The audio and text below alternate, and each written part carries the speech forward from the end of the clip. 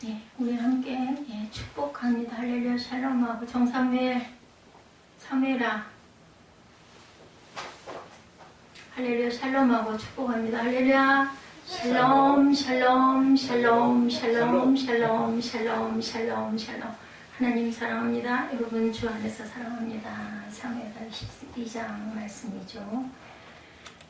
우리 말씀도 짧고 읽은 것도 끝까지 안 읽어서 전체적인 거 한번 쭉 보고 갑니다.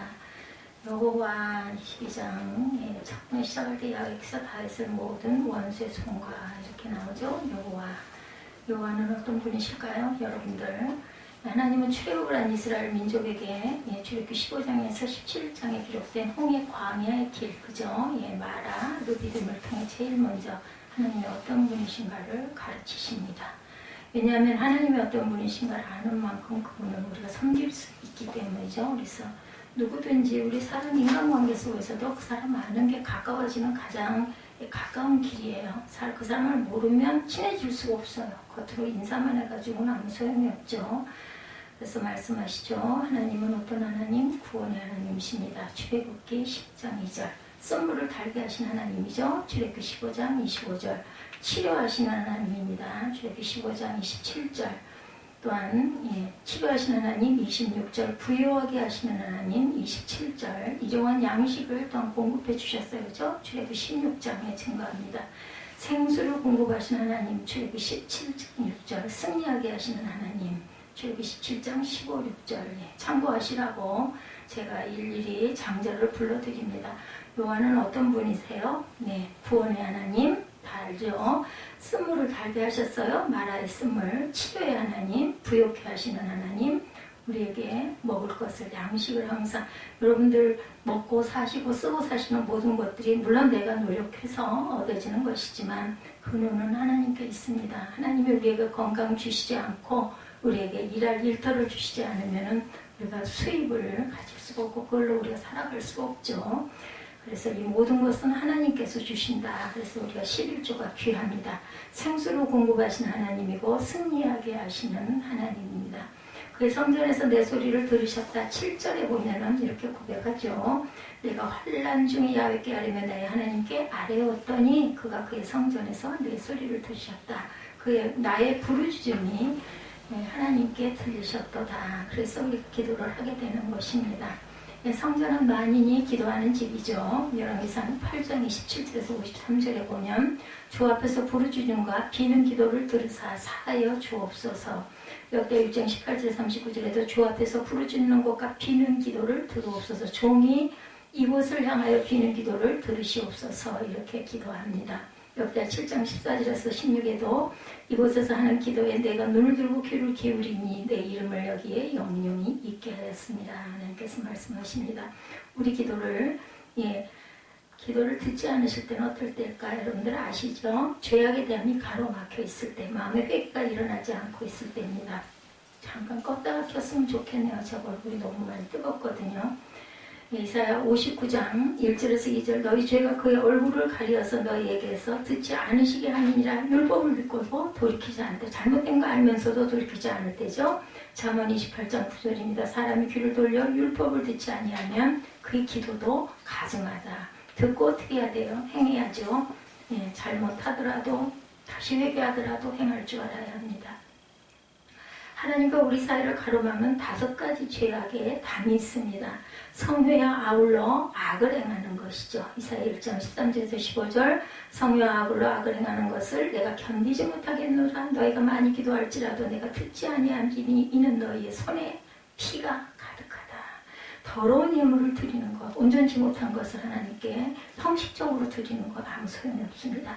말라기 1장 6절에서 10절입니다. 너희가 더러운 떡을 나의 제단에 드리고도 나 하나님께 은혜를 구하면서 우리를 불쌍히 여기소서 하여보라. 너희가 이같이 행하였으니 내가 너희 중 하나님들 받겠느냐 말씀합니다.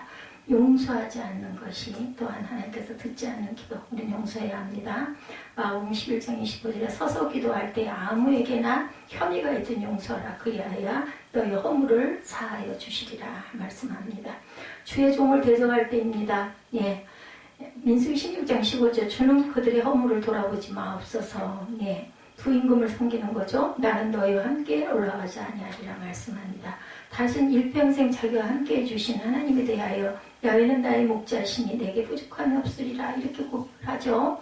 예. 그러나 모든 사람이 다윗과 같은 고백을 할 수 있는 것은 아닙니다. 오늘 하나님의 다윗의 목자가 되어주신 이유를 말씀하고 있습니다. 22장 20절 24절의 말씀이 그가 일평생 하나님 앞에 완전하여 야훼의 도를 지키고 스스로 죄악을 피하여 하나님을 떠나지 않고 그 모든 법도와 규례를 지켜 야훼를 경외하였으므로 하나님도 다윗과 함께 하셔서 평생 그의 목자가 되어주셨어요. 법도를 내 앞에 두고 그의 규례를 버리지 아니하였습니다. 23절입니다. 규례와 법도는 야훼를 경외하는 것이죠. 하나님의 도는 완전하다. 22장 31절에 말씀하고 있습니다. 예.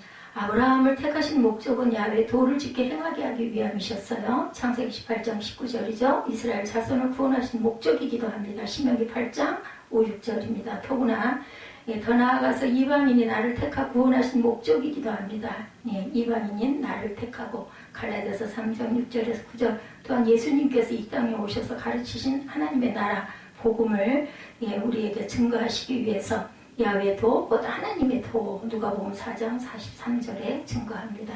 이렇게 사무엘하 22장의 중요한 부분들 끝까지는 길어서 여기까지만 증거합니다. 11절까지. 네.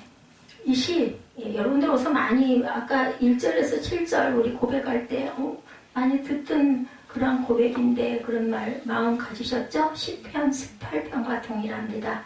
거의 같은 내용이죠? 그래서 제가 오늘 묵상을 1절에서 7절로 같은 본문을 이용했습니다.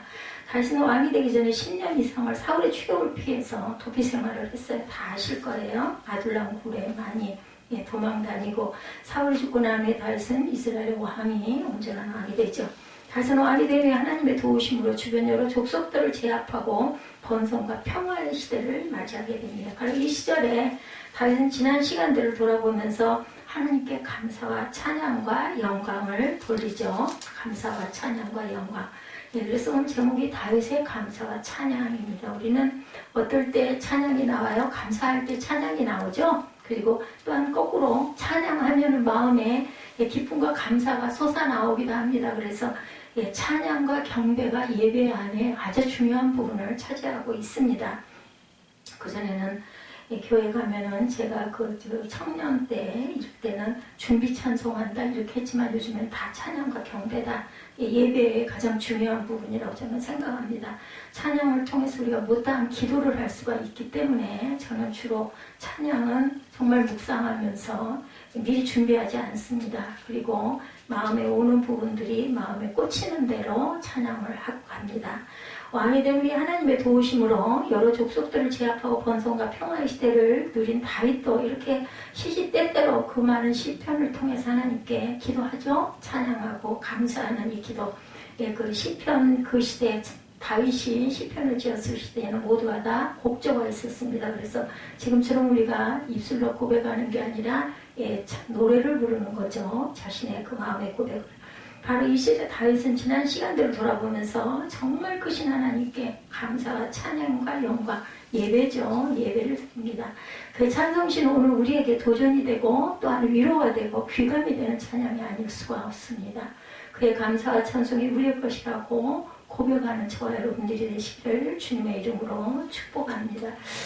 그런 마음 안 먹었어요. 그런데 문득 후반부에 이렇게 딱 칠판을 판서를 보다 보니 제가 이제는 뭐 그전 같지가 않아가지고 보고도 맨날 잊어버리니까 보니까 기도가 제 이름이 되어 있더라고요. 그래서 마음으로 기도했습니다. 묵상으로 기도할 때 정바우 전사님이 기도를 해주시면 은혜가 있겠다 했는데 참 감사합니다.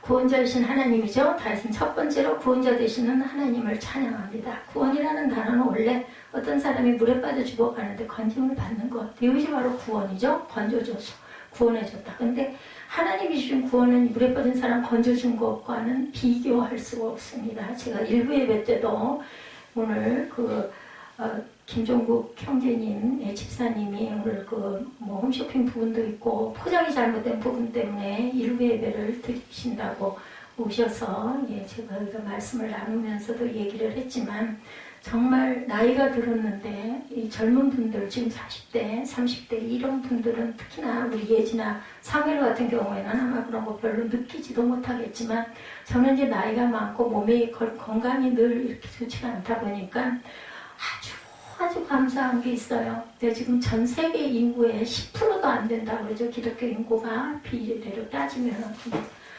하나님을 알게 되고 예수를 믿게 된 것처럼 정말 기가 막힌 기쁨과 기가 막힌 은혜가 없구나.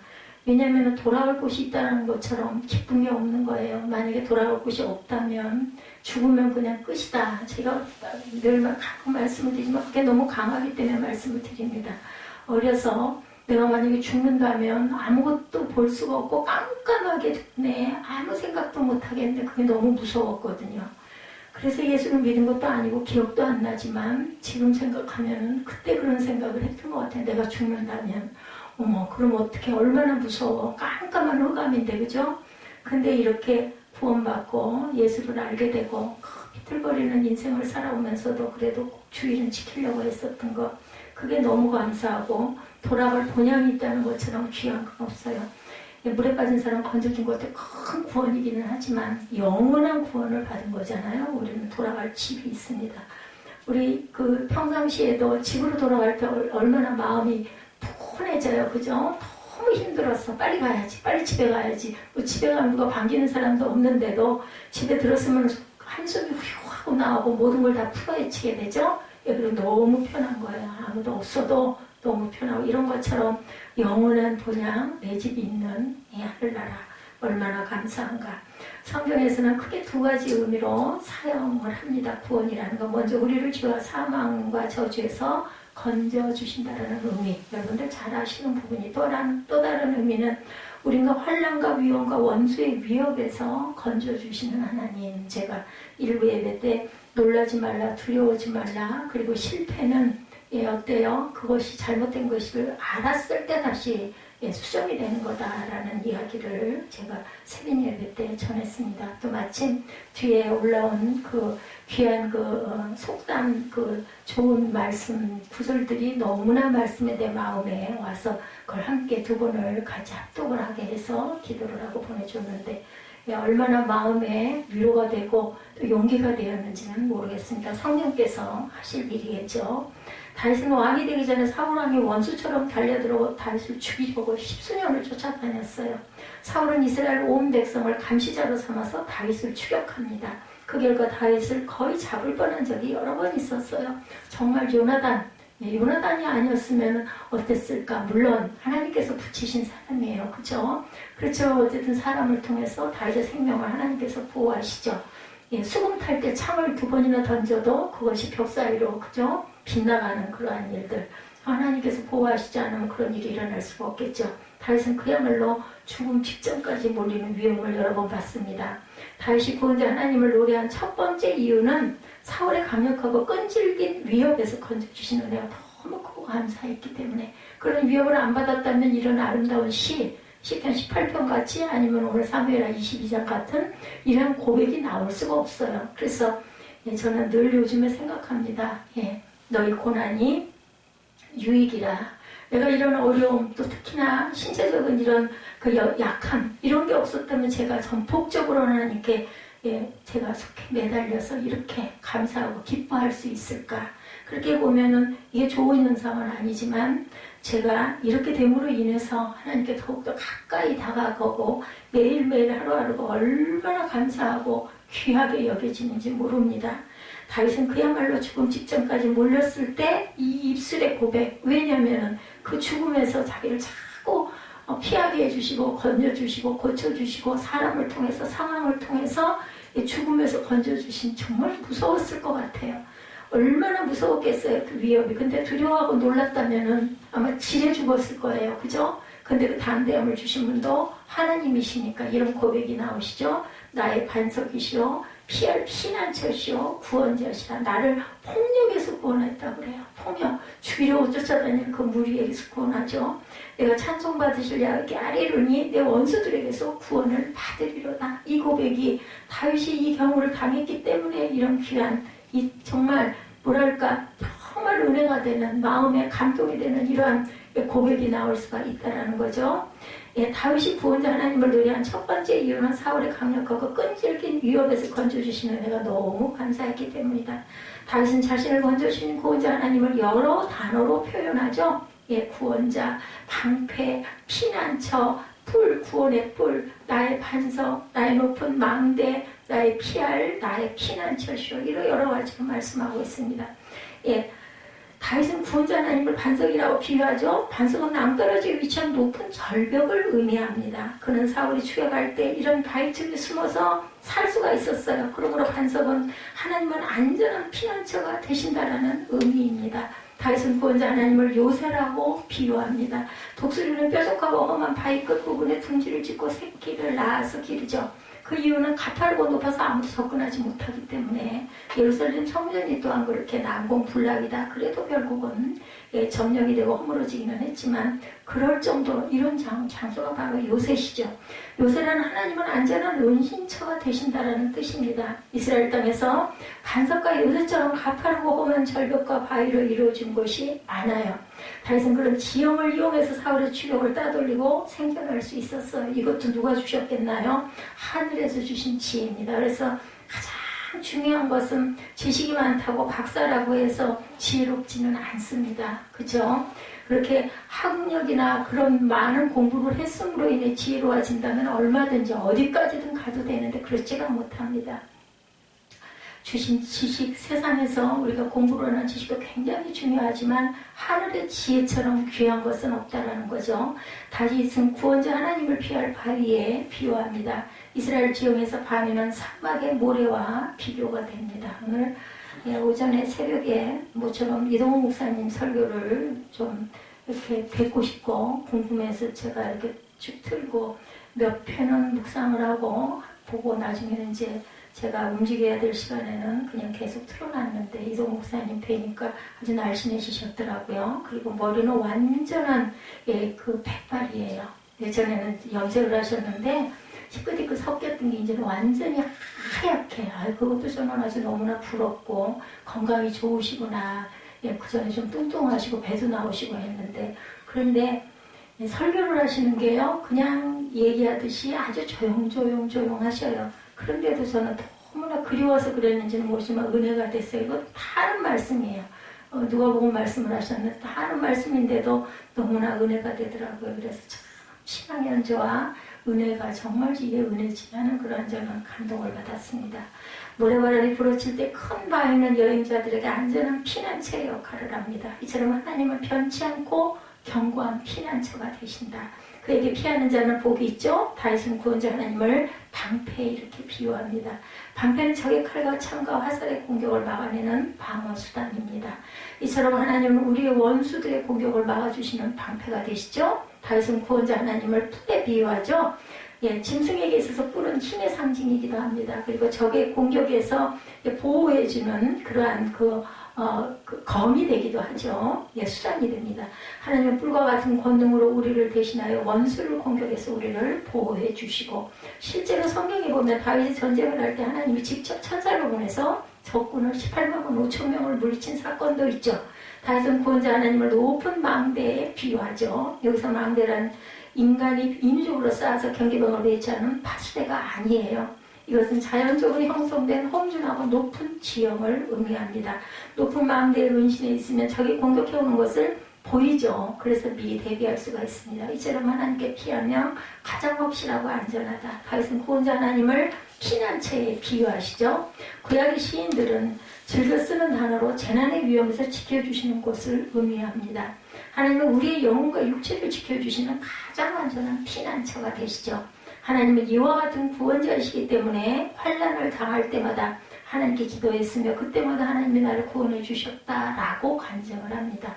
오늘 기쁜 그 소식을 들었어요. 그게 조금 더 구체적이었으면 좋았을 건데 김종국 집사님이 외국인들을 고용을 해가지고 그 베개에 커버를 씌웠는데 5,000개를 거의 다 포장을 했는데 보니까 거꾸로 다 그걸 끼웠더랍니다. 끼기도 어려웠을 텐데 기가 막혔겠죠. 날짜는 코앞에 다가와 있는데 하늘이 무너지는 것 같았어요.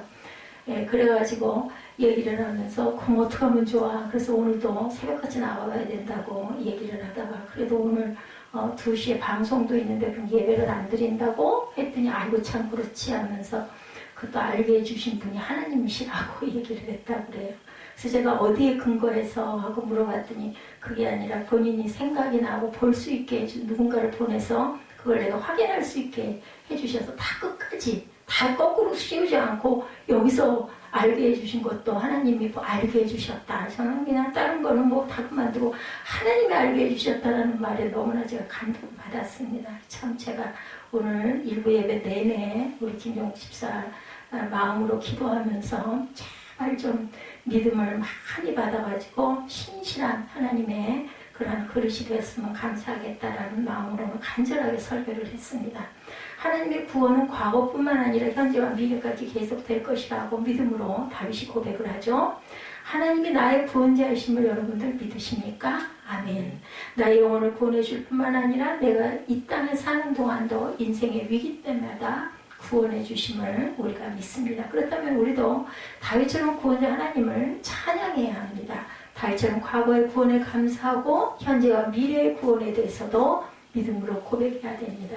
가장 좋은 수단이 저는 찬양이라고 생각을 해요.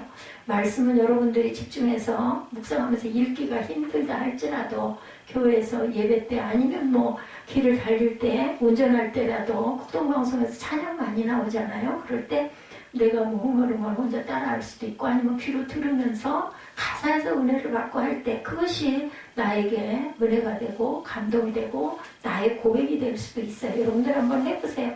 예, 차에 딱 타셔서 올라타셔서 운행하기 직전에 예, 성령님 저하고 함께 가세요. 저를 도와주세요. 이렇게 제가 그 전에 다니던 우리 어디에 시흥에 있던 그 병원에 있는 그 송과장님 그 양반이 한참 어려울 때 항상 그랬다고 그래요. 성령님 여기 타셨죠? 제가 어디 갈 겁니다. 함께 가세요. 그리고 내릴 때도 아이고 잘 왔네요. 성령님 덕분에 제가 왔습니다. 남들이 보면은 저 여자 왜 저래 그럴 수 있겠지만 그분은 늘 그렇게 얘기를 했다고 그래요. 옆자리를 한 자리를 조수석을 비워놓고 성령님 저 어디 갈 건데 같이 가세요. 도착했습니다. 예, 나머지 시간 성령님 저하고 동행해 주세요. 늘 이렇게 하고 기도를 했다는 얘기 듣고 제가 그때 참 은혜를 받았습니다. 하나님이 나의 구원자이심을 여러분들 믿으시죠? 나의 영혼을 구원해 줄 뿐만 아니라 내가 이 땅에 사는 동안도 인생의 위기 때마다 구원해 주심을 여러분들 믿으실 겁니다. 그렇다면 우리도 다윗처럼 구원자 하나님을 늘 찬양해야 되겠죠? 믿음으로 구원에 대해서 고백해야 됩니다. 다윗의 고난이 5, 6절에 보면 나타나 있죠. 사망의 물결이 나를 애우고 불의의 창수가 나를 두렵게 하였으며 음부의 줄이 나를 두르고 사망의 올무가 내게 이르렀도다. 다윗은 고난당할 때 자신의 처지가 어떠했는지 4가지 단어로 표현합니다. 사망의 물결이 둘러쌌다. 사망이에요, 사망. 죽음의 물결이 둘러쌌다는 거 얼마나 무서워요. 그는 시시각각으로 죽음의 위기를 느낀 거죠. 불의의 창수가 두렵게 했다. 부당하게 자신을 죽이려는 사울의 불의가 성난 파도가 닥쳐오는 것처럼 덮쳐오는 것처럼 두려움을 느꼈다. 또한 음부의 줄이 자신을 둘러치고 사냥꾼이 짐승을 잡기 위해서 설치하는 올무처럼 자신을 죽이려고 사망의 덫이 자기에게 임했다. 이렇게 고백을 합니다. 얼마나 죽음의 위협을 느꼈는지 우리가 이 단어를 한번 좀 곰곰이 들여다보시기만 해도 그게 느껴지죠. 감당할 수 없는 위기감 때문에 한동안 적국인 블레스드에 거짓말을 하고 미친 행세를 하면서 망명까지 해서 견디기도 했었어요. 그죠? 우리가 인생 가운데 이런 위기감을 느낄 때가 있습니다. 누구나 크게 작게 질병이나 환난과 실패와 좌절로 인해서 죽음의 그림자가 나를 뒤덮는 위기 상황이 있을 때가 있습니다. 그때 우리는 과연 어떻게 해야 할까? 다윗이 간구하죠. 7절에 내가 환난 중에 야훼께 아뢰며 나의 하나님께 아뢰었더니 저가 그 전에서 내 소리를 들으시며 나의 부르짖음이 그의 귀에 들렸도다. 여러분들 어떠세요? 정말 내가 죽을 것 같고 내가 어떻게 할 수 없을 때 절로 기도가 나오잖아요. 하나님, 아이고 하나님, 제가 일부 때도 얘기를 했지만 예수를 믿지 않는 우리 옛적 할머니, 할아버지 세대 그분들이 보면 가끔가다 정말 어려운 생활을 했잖아요. 2다리를 뻗고 앉아가지고 어이구 하나님 하고 우는 거 제가 여러 번 봤습니다. 그냥 하나님이 자동으로 나오는 거, 예수를 믿어서가 아니야. 아이고 하늘도 무심하시지, 아이고 하나님 나 좀 살려주세요, 이 소리가 절로. 저도 뭐를 제가 할 수 없는 상황이 되니까 하나님을 더 많이 의지하게 되더라는 거죠. 다윗은 고난의 한복판에서 두려운 것이 사실이었지만 두려움 가운데 있지 않고 하나님께 나아가 간절한 기도. 예, 하나님이 계신 게 얼마나 감사했을까요? 저도 그렇다니까요. 예수 믿은 게 세상 태어나서 제일 잘한 일이 꼬마 때 그 교회 나가는 거 기뻐하고 예수를 알게 된 것. 그것이 정말 감사하고, 제대로 믿음 생활도 하지도 않았어요. 그런데도 하나님이 그 어린 꼬마를 뭐 나이 들어서 이뻤겠어요? 미웠겠죠. 근데 어린 꼬마를 하나님이 보신 거죠. 네가 나를 좋아하는구나. 그냥 좋아한 거죠. 아무런 이유 없이, 무슨 타산 없이 좋아한 그 좋아함을 하나님께서는 그때를 보시고 저를 이렇게 여러 가지의 그 어려운 공경 그리고 위험 가운데서 늘 보호해 주신 하나님을 제가 이제서야 느낍니다. 그때도 물론 감사했지만 지금처럼 절실하지는, 지난날을 돌아보면 아슬아슬했던 적이 얼마나 많은지 몰라요.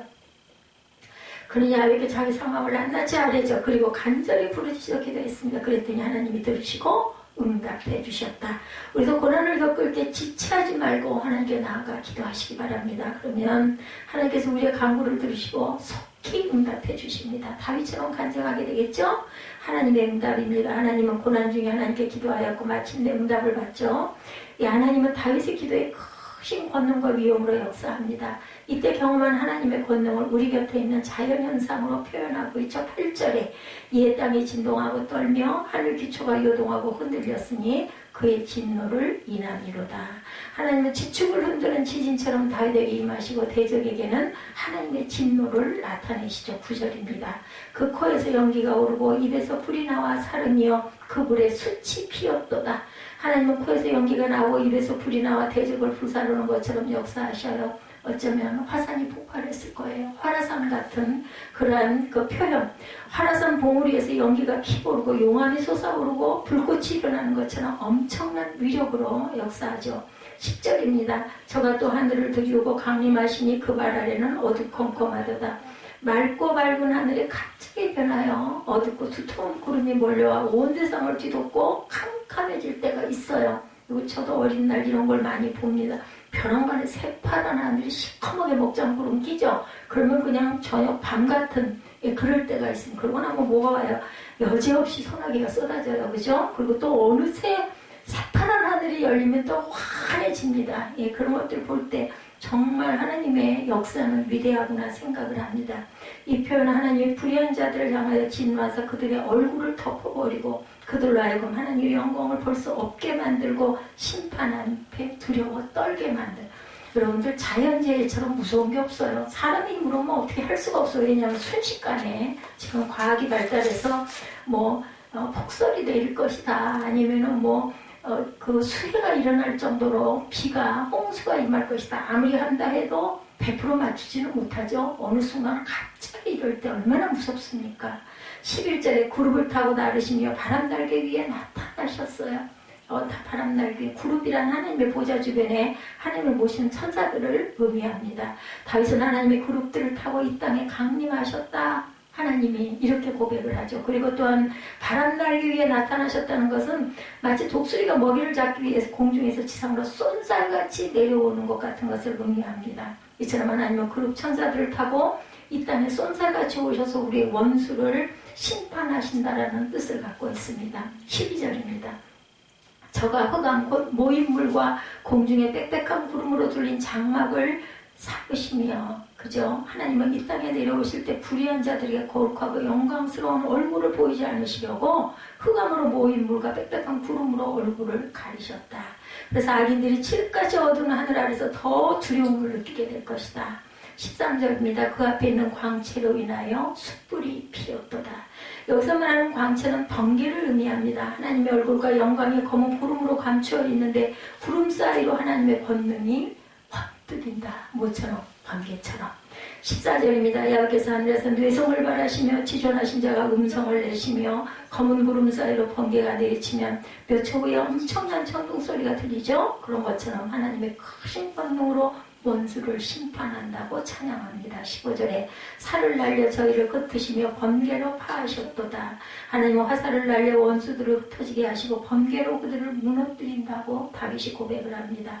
16절에 이럴 때 야훼의 꾸지람과 콧김으로 하여 물밑이 드러나고 땅에 기초가 나타났다. 예, 파도가 뒤집어지죠. 꾸지람과 콧김은 하나님의 진노와 심판을 의미합니다. 그리고 물밑과 땅의 기초는 다윗 자신을 의미하죠. 하나님의 원수를 심판할 때 환난을 의미하는 물에 눌려있던 다윗이 물밑이 드러나듯 자유롭게 되었다라는 거예요. 풀렸다라는 거죠. 우리 영혼이 벗어났도다. 어디에서? 사냥꾼의 올무에서 새같이 우리 영혼이 벗어납니다. 그럴 때 우리는 어떤 걸 느낄까요? 정말 자유함, 나는 자유해 하죠. 그리고 그 뒤에는 뭐가 있어요? 조용한 평화가 찾아옵니다. 다윗의 구원 체험이죠. 다윗은 앞에서 크신 위험으로 나타나신 하나님의 권능을 노래했어요. 그 권능에 힘입어서 자신이 구원을 경험했다 이렇게 간증하죠. 17절에 저가 위에서 보내서 나를 취하시며 많은 물에서 나를 건져내셨도다.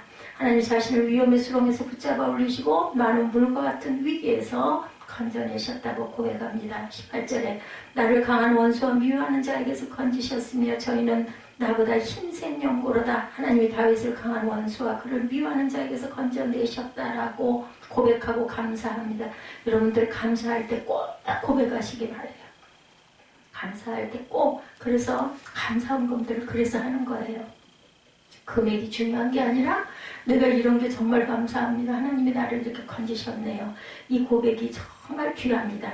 나를 강한 원수와 미워하는 자에게서 건지셨으며 저는 나보다 힘센 영고로다. 하나님이 다윗을 강한 원수와 그를 미워하는 자에게서 건져내셨다라고 감사합니다. 저희가 나의 재앙의 날에 내게 이르렀으나 야훼께서 나의 의지가 되셨도다. 다윗은 자신이 재앙의 날을 맞이했지만 하나님이 자신의 의지가 되어주셨다라고도 감사합니다. 20절입니다. 나를 또 넓은 곳으로 인도하시고 나를 기뻐하심으로 구원하셨도다. 다윗은 하나님이 자신을 넓은 곳으로 인도하시고 구원하여 주셨다라고 감사하죠. 또한 다윗의 구원의 경험은 우리 모두의 것이기도 합니다. 이런 감사가 환난 중에도 이런 감사가 있으시기 바랍니다. 우리는 영적으로 구원을 경험하죠. 하나님이 우리의 원수 마귀 사탄으로부터 우리를 늘 구원해 주십니다. 그리고 보호해 주십니다. 안위하시죠? 죄와 사망의 저주에서 건져 올려 주십니다. 하나님 우리를 인생의 여러 가지 환난과 위험에서 구해 주시고 내가 질병으로 고통 가운데 있을 때 사건과 사고를 당하여 괴로워하고 있을 때 구원의 은혜를 늘 베풀어 주시는 하나님입니다. 2절이죠. 야훼는 나의 반석이시오 나의 요새시오 나를 위하여 나를 건지시는 자시오 나의 하나님이시오 나의 피할 바이시오 나의 방패시오 나의 구원의 뿌리시오 나의 높은 망대시오 나의 피난처시오 나의 구원자시라 나를 흉악에서 구원하셨도다. 우리도 다윗처럼 구원자 되시는 하나님을 찬양합시다. 그의 위엄과 능력을 찬양하고 환난을 당했을 때 두려워하지 말고 하나님께 기도하십시다. 능력의 주님은 언제든지 크신 오른팔을 펼치셔서 환난에서 건져주시고 푸른 초종과 쉴만한 물가로 인도해 주심을 믿습니다. 그다음 우리는 또다시 소리 높여 구원자 되신 하나님을 또 찬양하겠죠. 우리가 함께 다윗처럼 구원자 되시는 하나님을 찬양하시는 저와 여러분이 되시기를 주님의 이름으로 축복합니다.